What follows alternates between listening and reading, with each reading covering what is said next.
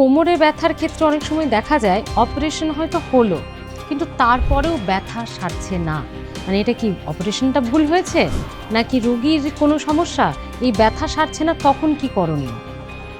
Disk প্রলাপসের ক্ষেত্রে operation করার পরও অনেকেই ব্যথা নিয়ে ঘুরে আসেন, বা অনেকে বলেন যে ব্যথা কিছুটা কমলেও পুরোপুরি রিলিভ হয়নি। তো এক্ষেত্রে অপারেশনের দোষ এটা কিন্তু নয়, এটা এক ধরনের কমপ্লিকেশনও বলা যেতে পারে।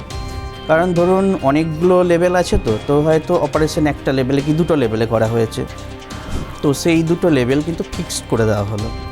এটা কি হলো, আপনার ভার্টিব্রাল কলাম কিন্তু আমাদের ফিক্সড নয়, সেটা কিন্তু মুভ করে, ঠিক আছে, সামনে পিছনে বা এগুলো ঘাড়ের ক্ষেত্রে সাইডেও আমরা ঘোরাতে পারি। তো যখন ফিক্সড করে দেওয়া হলো তখন কিন্তু সেটা মুভমেন্টটা কমে গেল। তো তখন কি হচ্ছে, আমি যদি কোনো কাজ করতে যাই, নিজে কোনো জিনিস তুলতে যাই, তো সেক্ষেত্রে হচ্ছে কি অন্য লেভেল যেগুলো আছে সেগুলোকে কিন্তু আরও বেশি প্রেশার পড়ছে, তাদের কিন্তু আরও বেশি মুভ করতে হচ্ছে। তাহলে কি হচ্ছে, ওই যে লেভেলগুলো সেগুলোর উপর, সেই ডিস্কগুলোর উপর কিন্তু প্রেশার বেশি পড়ার জন্য সেগুলোতে নতুন করে একটা ডিস্ক প্রলাপস হতে পারে। এটা যেমন একটা কারণ।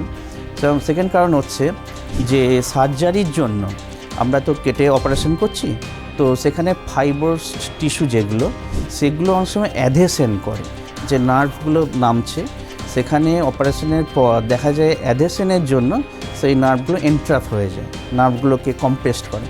তার জন্য সেগুলো একটা সেকেন্ডারি কজ, কিন্তু একটা আপনার পেন কিন্তু আবার নতুন করে হয়।